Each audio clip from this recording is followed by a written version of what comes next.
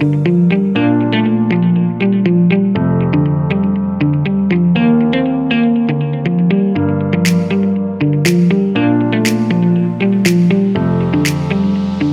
everyone, my name is Cathy Irungu from Mine is a Comment, and this is a takeover. Today I will be hosting Running Mates, and I'll be hosting your host, Yes. Cathy Irungu. So as I've said, my name is Cathy Irungu. I am the host and creator of Mine is a Comment, but today I am here as a takeoverist of the Running Mates. So I'll ask Cathy to greet her people on her show. Hello, everyone, and welcome to another episode of the Running Mates show. All right. Thank you very much, Cathy, and thank you for having me. Today we are here because we needed to talk about you. Yeah. And it was not possible for you to talk about you by yourself, in your capacity as you. Yes. So that is why now I'm here Sure. to take over this. So you have been doing this program called The Running Mates, and you've been focusing on women in politics and why it is important for women to be represented in politics. But the thing that we have not had an opportunity to hear from you is why this matters to you. Why The Running Mates? Why are you not talking about something else? Why this specific topic? As you would know, Wanjiru, Yes. I've been in politics now for, say, more than 10 years. Yeah. Yeah.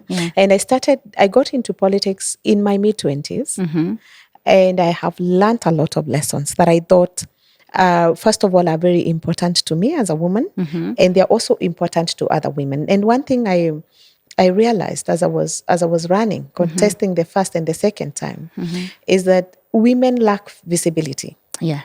Yeah. And when we try to think about a woman politician, the kind of profiling that is done to that woman is normally very bad. Or people tend to concentrate on the negatives. Yes. I remember when I was running for the Nyeri County Woman Representative in 2013, at 26, the first question was, is she married? Do you have kids? And who is your father? You know? Yeah. Or which family do you come from? And it is something that I was not expecting. I actually thought that the important things in politics, for me, as far as I'm concerned, was what are you going to do for us if we vote you in? Yeah.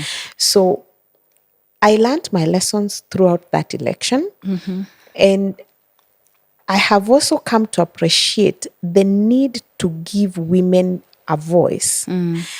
Allow people to see the qualified women, to hear from them, so that when the voting time comes, we are not just, the way we vote, euphoria, and party A, party B, and we are wearing yellow or red, know?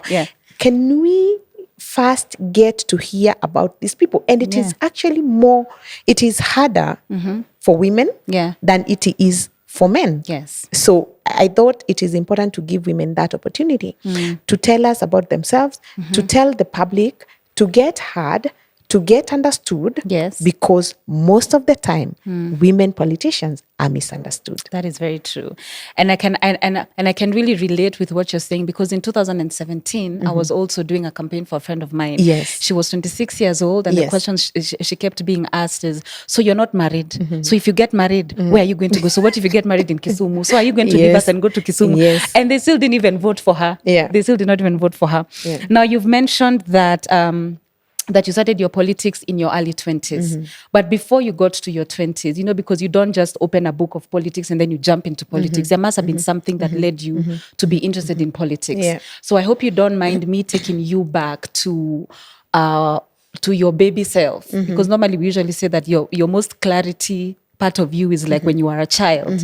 So what moments can you recall, like when you were younger than your 20s, that led you to think, you know what, one day either I will be a politician, or this thing that I want to do, this problem that I want to solve will not be solved in any other way unless Tell you what, I'm in politics. I never thought that the things I wanted to solve, or the problems I wanted to solve, or the things I wanted to change, I was going to change those things by becoming a politician. Okay. I have been a leader throughout my life, even when I was a small child. Come on. Yeah. I was either a prefect in class or something like that. Nice. I was a school captain in high school. Then when I got into university, again, I was a student leader. Okay. But it is actually interesting how I got into national politics, because I remember it was around 2007 and I was actively involved in the presidential campaign. But I was just a campaigner. Yeah. So we did a lot of work around that time. And if you remember, that was a highly contested election. It was the most emotive election we've ever seen in this country. And immediately after that election came the post-election chaos and everything. Yes, violence. and the violence, yeah. You know, after that, I was actually poached by a political party. That is the time we had started this conversation around the 2/3 gender rule, and you couldn't start a political party if you didn't meet that, you know, the threshold. The threshold, like some 3 men, and then therefore they needed 1 female to meet the 2/3 majority rule. Yes. And somehow I got now interested in running. But before running, it is very important to say that as I was growing up in the village, there are certain things that I had seen and thought that when I grow up, I want to address this and this. And some of those things were environmental degradation that I could see every day. You know, people were cutting down trees. And I started an NGO to address such things. But it was still very difficult to address them from the NGO space perspective or space. And I started realizing for me to be able to change completely the issues to do with environment, food security and such, then I needed to be in a position where decisions are made. Yes. And that is how I got into politics. Yes. All right. So you've mentioned being a founding member of a political party. Now, we know very well that political parties are vehicles of power. Yes. That is how you either get into parliament or you get into the Senate or you get into the state house. And if you have a nonsense political party, chances are you will have a nonsense government. So now I just want us to have a conversation about political parties, because when we're talking about representation, if there's no representation at the political party level, then there will be no representation even during elections. Yes. So you have founded a party, but now give us the story of of this political party. Let me tell you, we founded that party in 2008, immediately after the post-election violence. And I was founder member number 4. Okay, all right. But when I decided to run for the seat of women representative, the party, you know, political parties are actually properties of men. The reason is, for you to start a political party in this country, you need to have a lot of money. Yes. You need at least 100,000 to do the registration. The initial. Yes. And you need another 500,000 to be a fully registered political party. And fully registered means you have crisscrossed at least 24 counties, and you have 1,000 members in each county. That is not easy. It's not an easy thing to do. It's not an easy thing. Yeah. So most of the time, you find that men who have that kind of money. Yes. And even at my age then, I didn't have that kind of money. You were in your early 20s. I was in my early 20s, approaching 30. Yeah. And when I declared to run, the men who owned the party, because in as much as I was a founder member, I was not an owner of the party. Yes. I remember they told me, "Why are you running?" And I said, "Because I feel that I should represent my people." Yeah. And I was told, "You know what? Not on this party." And I had to decamp from that party and join another party. And now start everything from scratch. Okay, excuse me, Yet I had invested a lot of resources and time in the party. Okay, excuse me, please. So you are founding number 4. You want to run for office. I want a ticket. You want a ticket. Yes. And the reason for the political party is for people to have tickets. Yes. But you, who is a founding member, cannot get a ticket. You know why I couldn't get a ticket? It's because the owners of the party came from my constituency. Okay. And the feeling was, with all these positions that were new, after the promulgation of the constitution, women rep I was going for the women rep. Yeah. One of the other founding member was going for the governor, yet he came from the same constituency. And therefore he felt that he didn't want person from the same constituency to go for a big seat, a county seat for that matter. In short, sectionalism started taking center stage then. Okay. And it is, I think we keep talking about tribalism in Kenya. Yeah. But I think sectionalism is worse than tribalism. Yeah. Because you're actually fighting amongst yourselves. Yes. Yeah. And then he's also fighting you because there's also the fact that you're a woman. Even if he's not mentioning it, your gender is in the room seated. Exactly. Yes. You're a woman and you're a youth. Yeah. So how dare you? Yes. So did they offer to have you run for a lower seat? Like, why don't you run for MCA? No. Did they offer to give you a nomination ticket? No. It's just you're not vying, you're not vying. You know what? Because women, God has really blessed women. And immediately I jumped into another party and I was still able to maneuver my way.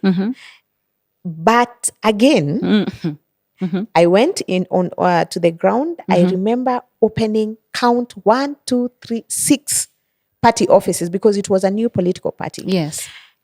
And at some point, there was some sort of negotiated democracy. Yes. And people sat in a boardroom again. Sectionalism came roaring for a second time. Because, money is also important in politics.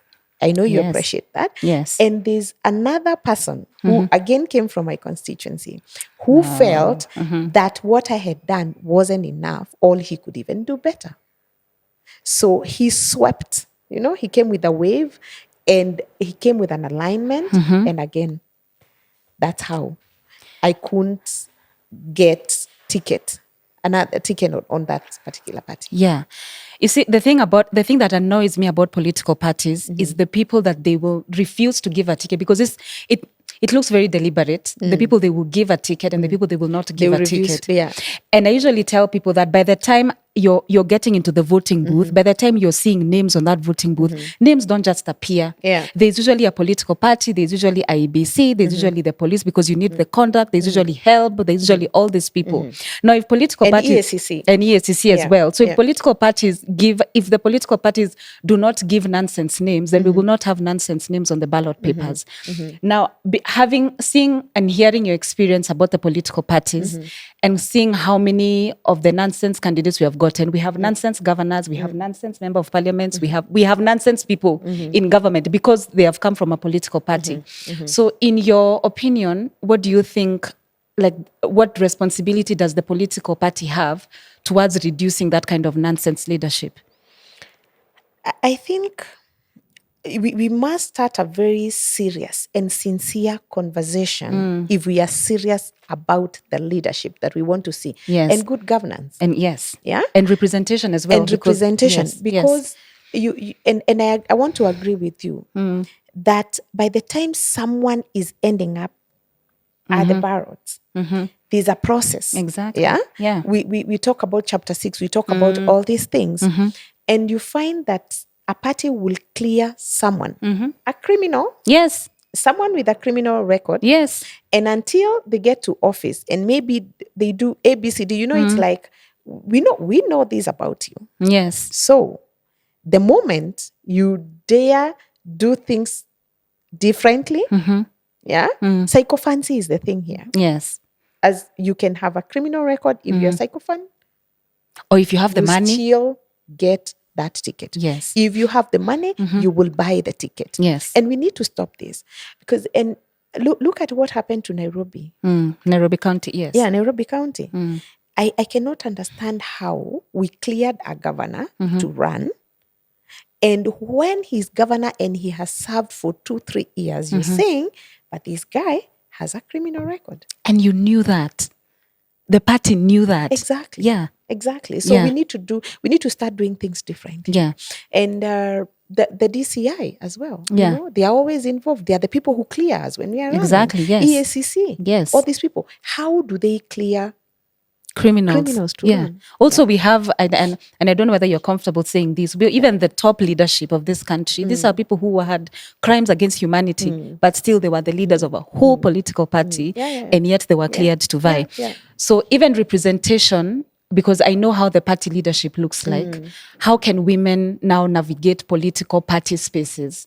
And what would you tell women when they're trying to navigate political party spaces? Because if you're not represented at the political party level, then how are you going to get elected, number one, and also getting nomination seats?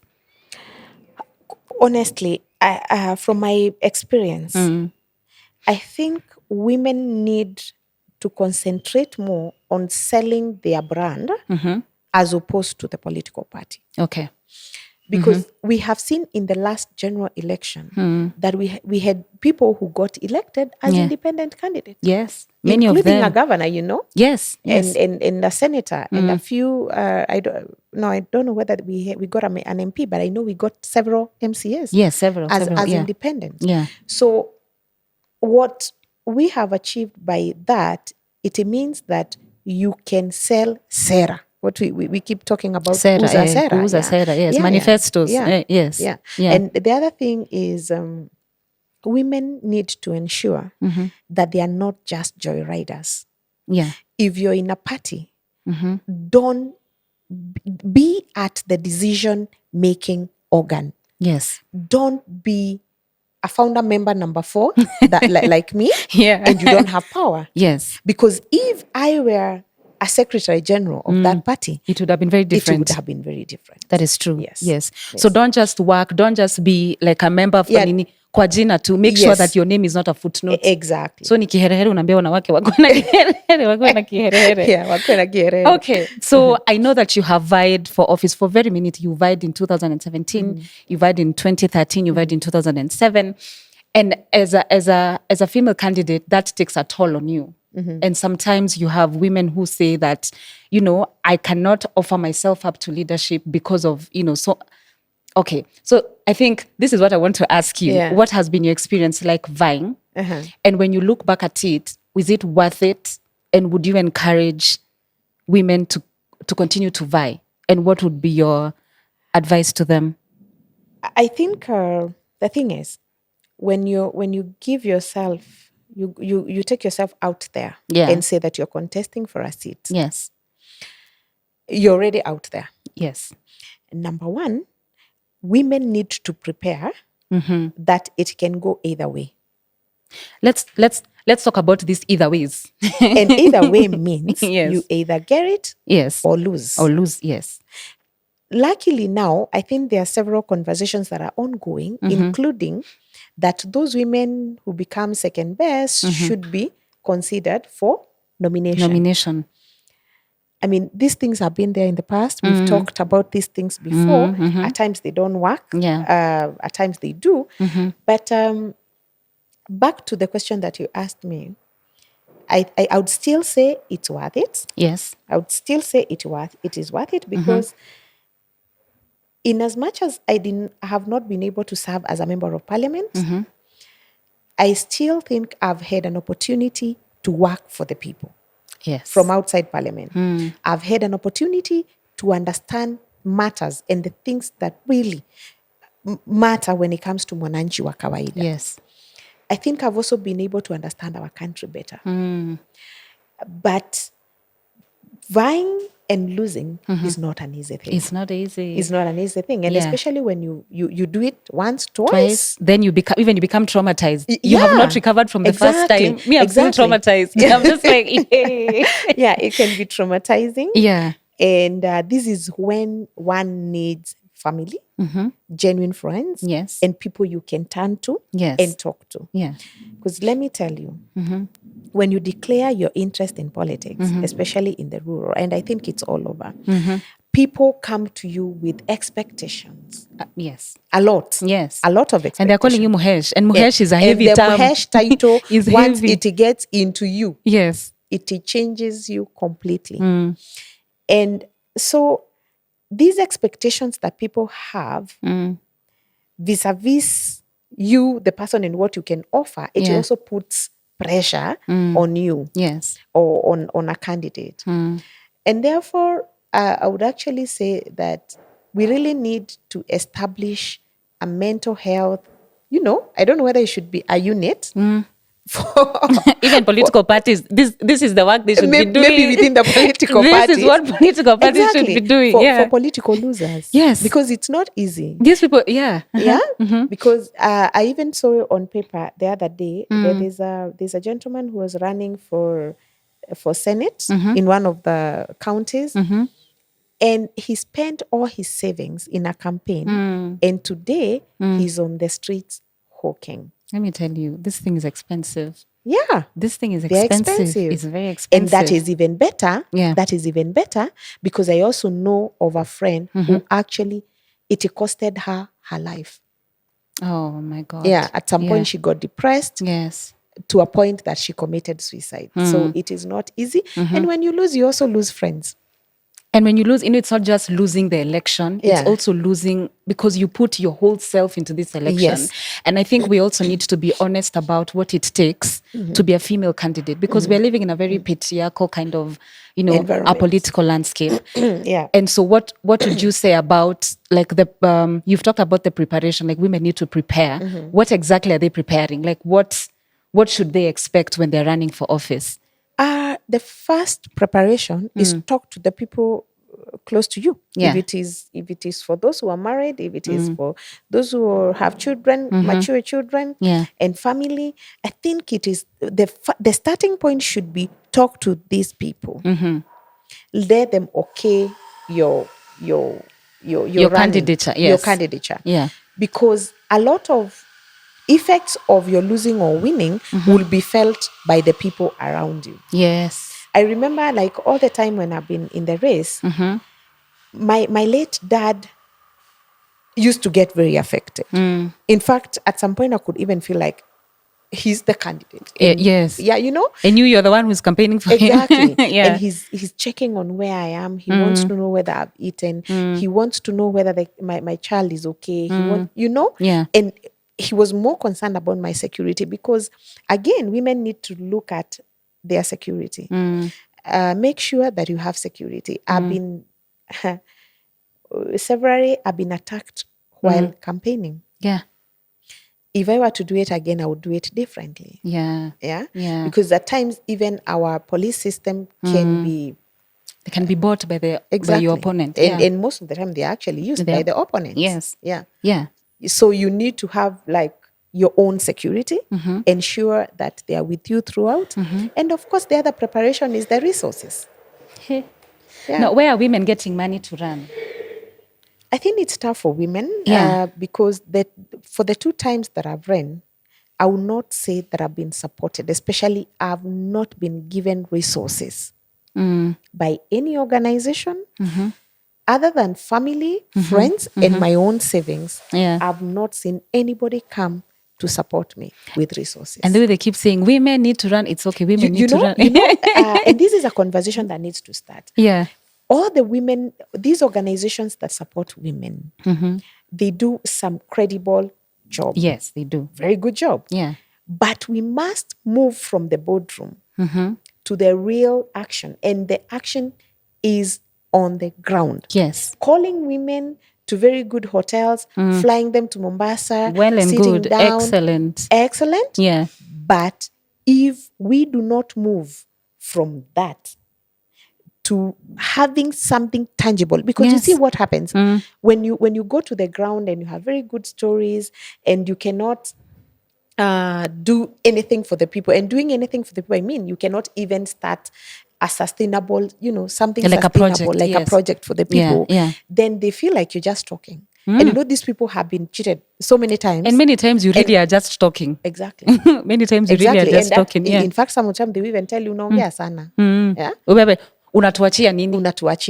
As we had a very good campaign where we were talking. Yeah. Then we were told, ni sawa, mumeongea, we have had. So now, yeah, exactly. Yeah. Exactly. People expect something more than just the talk. Yeah. And that's why you see that people who have done some tangible projects at the grassroots, like Mwangi wa Iria, why he's called Mwangi wa Iria? Mwangi wa Iria. Because, even our senator wa Matangi, because of the tanks. Because of the tanks. And that's the direction we need to move Yes. if we are genuine about supporting women. Yes. Because many of these organizations will call you for capacity building. They use that word, capacity building. And it is brilliant. It is it's fantastic. Yes, because we need to know how to talk on camera. Yes. We need to know what to wear when you're doing camera. Yes. But then there's also the money part of it. Are you going to sponsor a billboard?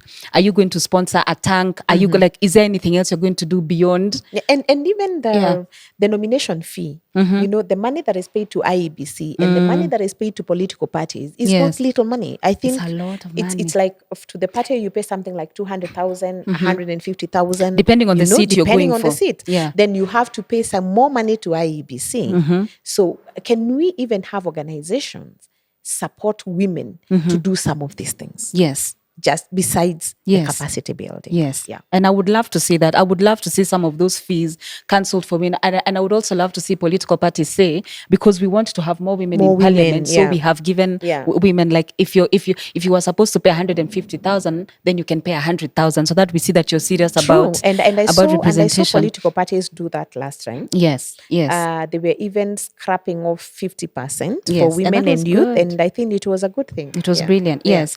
When we talk about capacity building, I'm going to use this word. You mentioned like the people around you, and I know we've talked about this and we've laughed about this. The people around you also needing capacity building, because sometimes we as the people around the politicians, we don't know how to support a politician. I'm your family member. I am your spouse. Kwanza sana sana papa spouse. I am your spouse. I am your child. I am your. Is there anything that can be done aside from you as a politician? Like what kind of preparation would the people around you need for you to run for office?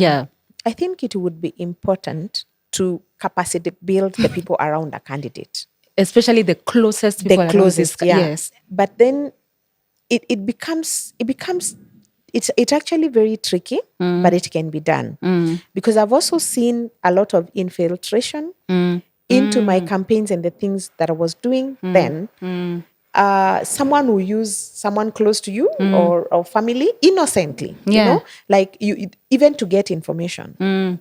And therefore, I would also say that it is important to separate family and politics where possible. At times, it's not possible. It's not possible. Yeah. But then let me say that I know we have seen empowered people. I think I've listened to this narrative several times, and people tend to say that politicians or female politicians tend to be single or do not get married and that kind of a thing. Yeah. Sincerely, I think we need some capacity building for men. This is where this conversation was going. So that they can be, you know, their capacity is built to manage or handle power. Yes. Or powerful women. Because it's like they don't know how to handle a woman with power. Power residing in a woman. Yeah. And I think it's our culture. It's the way our men are socialized, but it can be taught. Yes. It can be taught. And it can be told in a nice way. In a nice way. In a nice way. Advice in a nice way. Anyway, it's okay. It's okay. So thank you so much for agreeing to do this, for telling us why, because we were very interested in why is this so important to you? Why are you so committed to this thing? And maybe Wanjiru, just to take you back a little. Yeah. If you look at we keep talking about women leadership. Yes. And how we want to have more women in power. Yeah. Both, executive, at the executive, judiciary, and the judiciary. Yes. I think with the judiciary, we are doing very well. We are doing well. Yeah, for now. And we hope that continues. And we must, of course, congratulate Justice Martha Koome on her appointment. Yeah. But we increased the number of women at the county assembly through nomination, through the party list. At the National Assembly, of course, through affirmative seats. Yeah. And at the, I think, Senate through, again, nomination. Yeah. And it is a good thing. It's a brilliant thing. Yes. But I will also say, let's also look at the quality. Yes. So that we don't just end up with the women numbers, for the sake of women. Yeah. But when you look at what are these women able to achieve at that level? Yeah. Because majority of these women are just earning salary. You realize that someone does not even have interest in politics at all, but they ended up in the party list. Why? Because they were either a girlfriend, a relative, Or they family happened to be in to the party. room. They happened to be in the room when those decisions were being made. Yeah. And I think one of the things that I liked about BBI, BBI has been proposing or was proposing that let's have the second best, like women who ran, women who are actually interested in politics, women who have shown that they have connection with the grassroots, women who are doing something for the people, take those positions. Otherwise, the way we have been doing it, I don't think we've been doing the right thing. Yeah, because even the way the party list is set up, you will find that by the time the party list is being given, if you are vying, you will not have an opportunity to submit your name to the party list. Exactly. So the people you who have end to up choose. there, You have to choose you either run running or you're in the party list. And I find that very deeply unfair. Yeah. Even most of the women that I've talked to, and some of them are people we have people who were in the party list at some point, and then their names were removed from the party list. Again, because they were not at a position of power where they could make decision or something. So you do the list and then you give that list to the SG who is male, and then they will remove your name and maybe exchange with their daughter or their relative or someone they know or someone who they know they can also manipulate. Yes, because and you see actually that is the other challenge with these affirmative seats. Where men felt that they were never comfortable with a certain candidate, they ganged against that candidate and ensured that the affirmative seat is taken by someone pliable and someone they could easily work with. Yes. And also this thing of giving someone a seat, it makes you feel like you are indebted to that person. Exactly. So if that person does wewe kazi yako ni kuitika. So even if it is against, even if it is against your beliefs.